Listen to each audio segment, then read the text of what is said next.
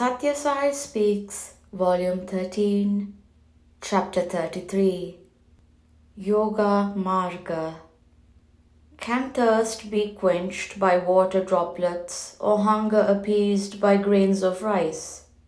The realization of the truth of creation and the Creator involves hard discipline and steady faith in the paths prescribed by the sages. These paths lead man to the goal through inquiry, devotion, dedicated work, meditation, worship, and other such disciplines.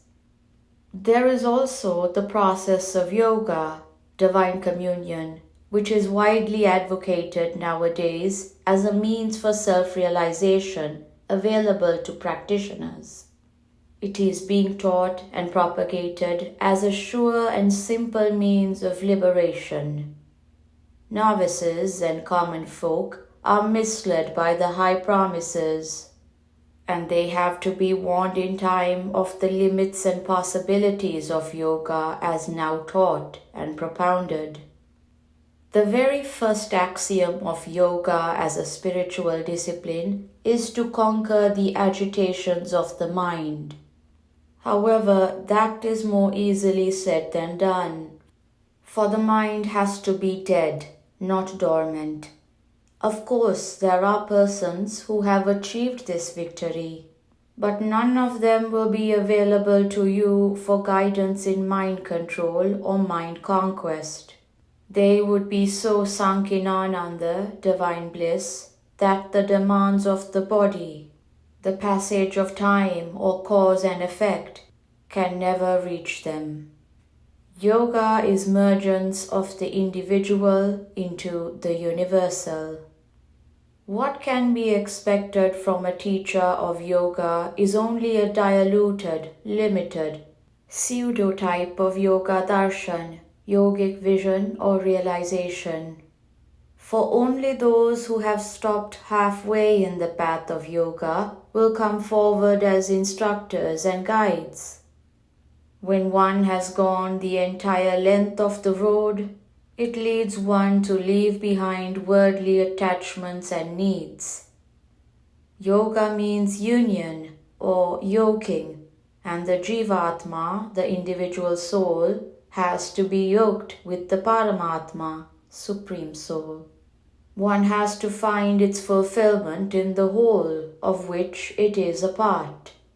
Just as the rivers carry the waters of the sea back to the sea, losing their individual identity in the process, the individual soul merges into the universal soul. That is yoga. It is yoga that happens to the salt doll that is dropped into the depths of the sea to calculate the depth of the water. The salt too comes from the sea and becomes one with the sea. Man has 5 koshas, sheaths, covering his individuality. The Annamaya, material, Pranamaya, vital, Manomaya, mental, Vijnanamaya, intellectual, and the Anandamaya, blissful. When man turns from the objective world to the subjective world within him, he can unsheath his individuality and reach his bliss nature. But most men revel in the very first sheath, the material sheath, and remain engrossed and entangled in material pursuits and pleasures. Man does not realize that he sees only what he wants to see. He cannot see beyond his need. Therefore, unless his desires are purified and clarified, he cannot penetrate into the inner realms of delight. The various chakras in the body. If you ask anyone where the words he utters come from, he will reply that they do so from the vocal cords. No, the vocal cords can produce sound but not words. The spinal column from the Mooladhara chakra to the Ajna chakra, the energy center at the lowest point of the column, to the energy center at mid-brow spot, is like the instrument veena, the strings of which, when drawn and played upon, produces resonance. The vital and the mental sheaths are involved in these regions. When the playing fingers halt and press on frets fixed on the veena at irregular intervals, different notes are created and delight ensues. When the mind decides upon an idea that is to be communicated, the prana, life force, plays upon the strings and words emanate. The Mooladhara, the lowest of the chakras, energy centers, at the lower end of the spinal passage, is the embodiment of the Prakriti, nature principle. Therefore, it is related to the Annamaya Kosha, the material facet of man. It is the Prithvi Tattva, the earth principle. The Swadhisthana chakra at the point of the navel is the guardian of the Pranamaya Kosha, the vital facet of the person. It is the Agni principle, the spring and source of warmth in the body.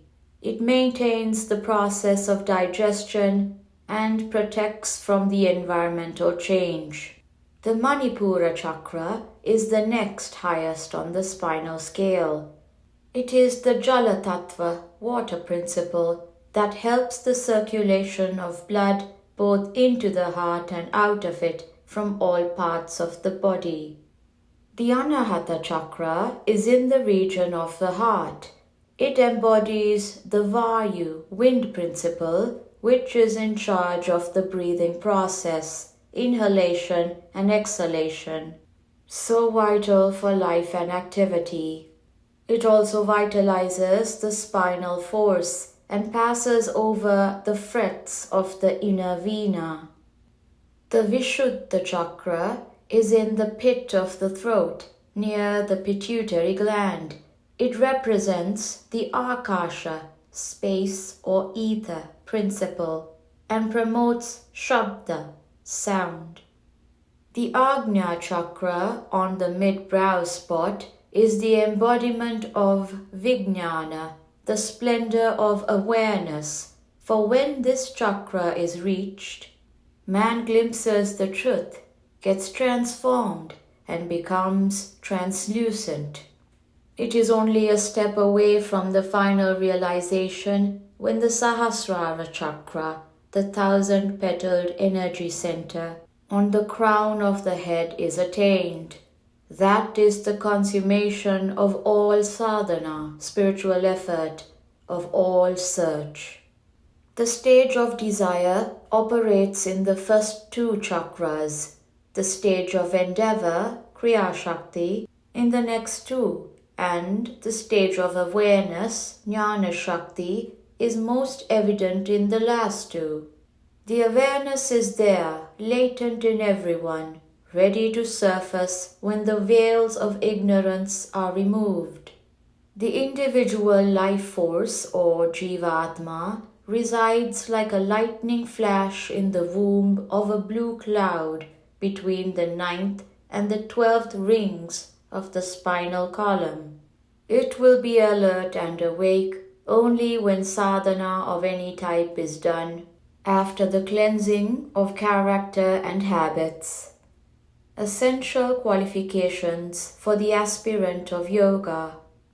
However, if the path of yoga is undertaken when the senses are still potent and overbearing, the effect on one's emotions and passions will be disastrous. One will become insane and talk and write absurd and ribald things about oneself and others. I have known many cases of such sadhakas, spiritual aspirants, who have gone astray. That is why sama, control of the outer senses, dhamma, control of the inner passions and emotions, uparati, withdrawal of the mind from external pursuits, titiksha, acquisition of the power to bear heat and cold, grief and joy, profit and loss, etc. with equanimity, Shraddha, faith in the scriptures and in the experience of sages, and Samadhana, equal-mindedness and fortitude, have been emphasized as qualifications for the aspirant.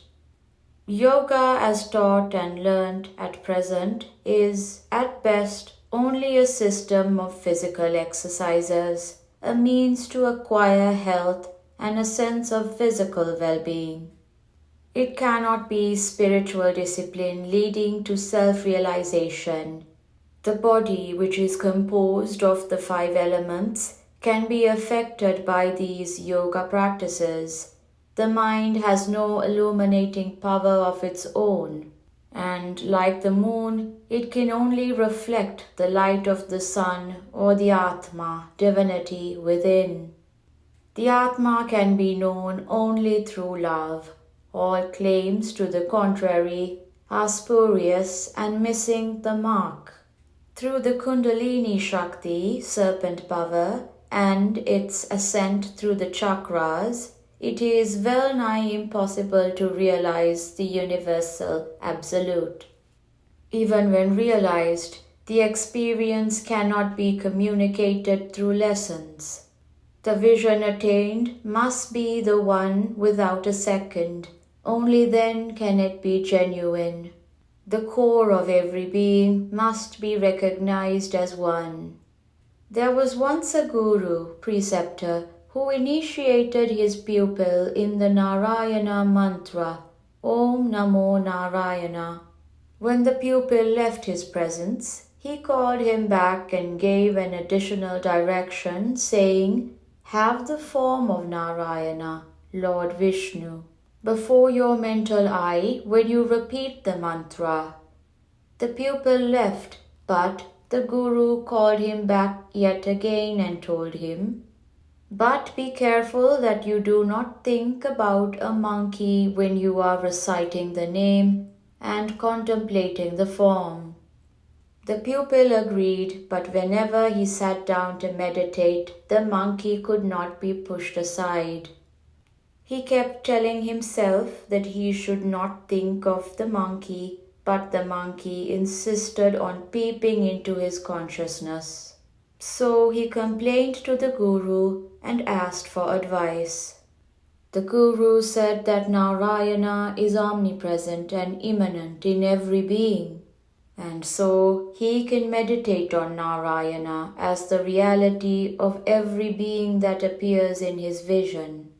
How can you separate some things as not God and others as God? They are all limbs, organs, and cells of his body. If you separate them all into limbs, organs, and cells, what is left of the body?